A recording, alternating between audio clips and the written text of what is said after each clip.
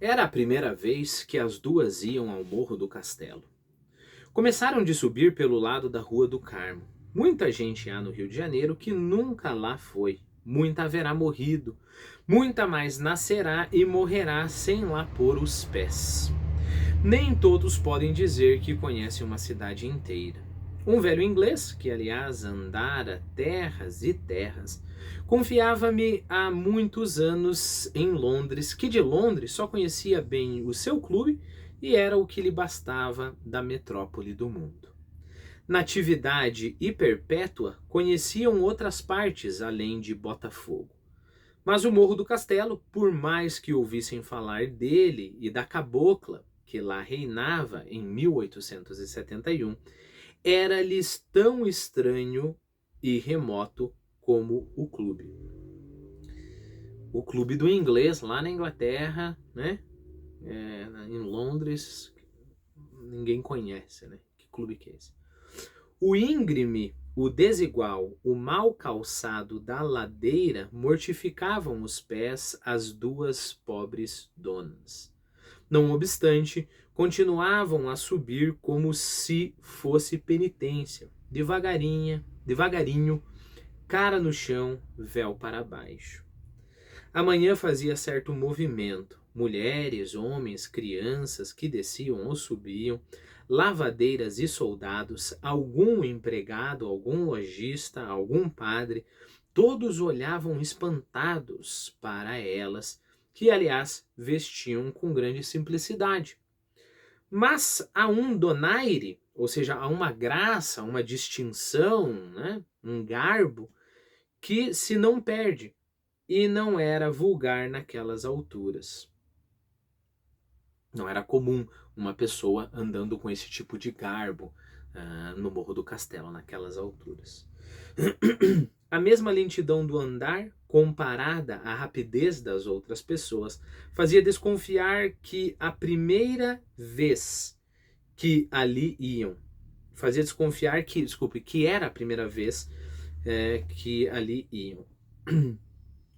Uma crioula perguntou a um sargento: "Você quer ver que elas vão à cabocla?" E ambos pararam à distância, tomados daquele invencível desejo de conhecer a vida alheia, que é, muita vez, toda a necessidade humana. Você não precisa de mais nada, só conhecer a vida alheia. Observe como se fosse a nossa mudança de câmera, né?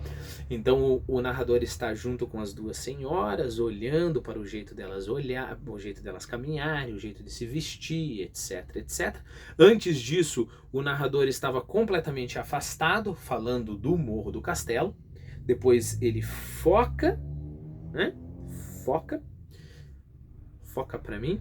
E aí ele foca e acompanha as duas senhoras e depois ele muda o foco e começa a olhar as pessoas que estão em volta, né?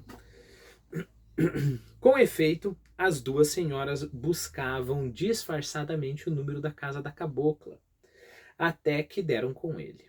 A casa era como as outras, trepada no morro. Subia-se por uma escadinha estreita, sombria, adequada à aventura. Quiseram entrar depressa, mas esbarraram com dois sujeitos que vinham saindo e coseram-se ao portal.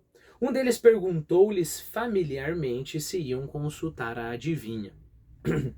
Perdem o seu tempo, concluiu furioso, e hão de ouvir muito disparate, muita besteira. É mentira dele, emendou o outro rindo. A cabocla sabe muito bem onde tem o nariz.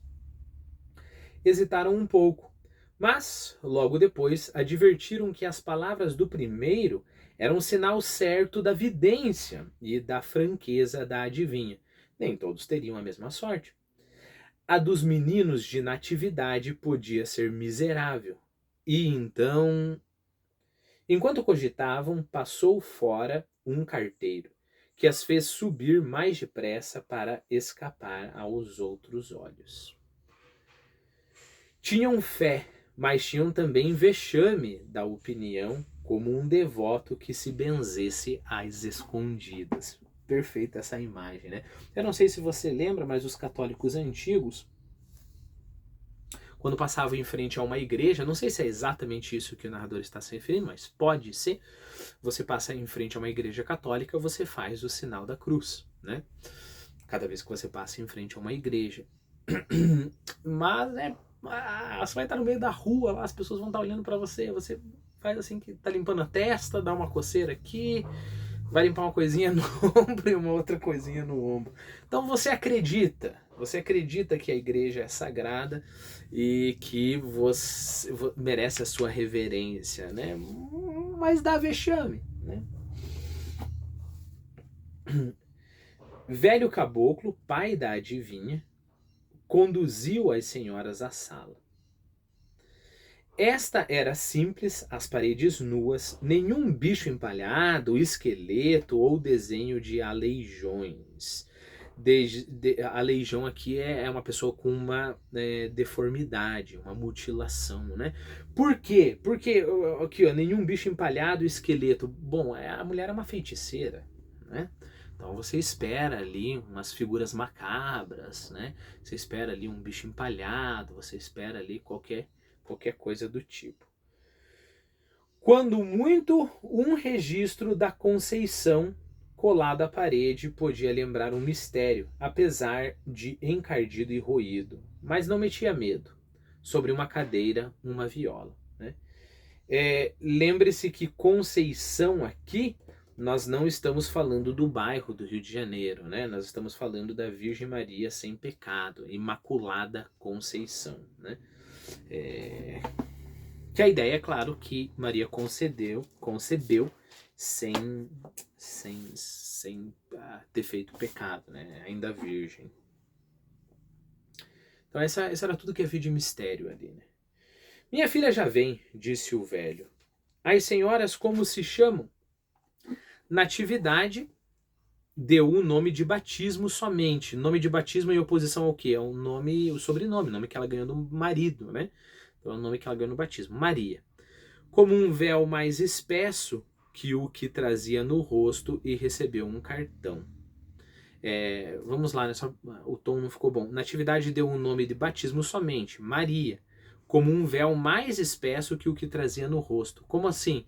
Ora, saber que uma pessoa chama Maria é mais difícil de identificar do que uma pessoa com a cara coberta com um véu, né? E recebeu um cartão, porque a consulta era só de uma, né? Só da Natividade. Com o número 1012. Não há que pasmar do algarismo. A freguesia era numerosa e vinha de muitos meses. Também não há que dizer do costume, que é velho e velhíssimo. Costume de dar senha, de dar números para as pessoas que vão consultar um oráculo. Né? Relê Ésquilo, meu amigo. Relê Eumênides. É claro que Ésquilo é um dos 3 grandes tragediólogos, né? Da Grécia. E Eumênides, uma tragédia grega. Né? Lá verás a Pítia, ou seja, é um tipo de profetisa, né? Chamando os que iam à consulta. E aí abre aspas. Se há aqui helenos, venham, aproximem-se segundo o uso, na ordem marcada pela sorte. E aí o narrador até deixa em itálico essa parte, na ordem marcada pela sorte, para mostrar que esse costume é muito antigo. A sorte outrora, a numeração agora. Tudo é que a verdade se ajuste à prioridade. E ninguém perca a sua vez de audiência. Natividade guardou o bilhete e ambas foram à janela.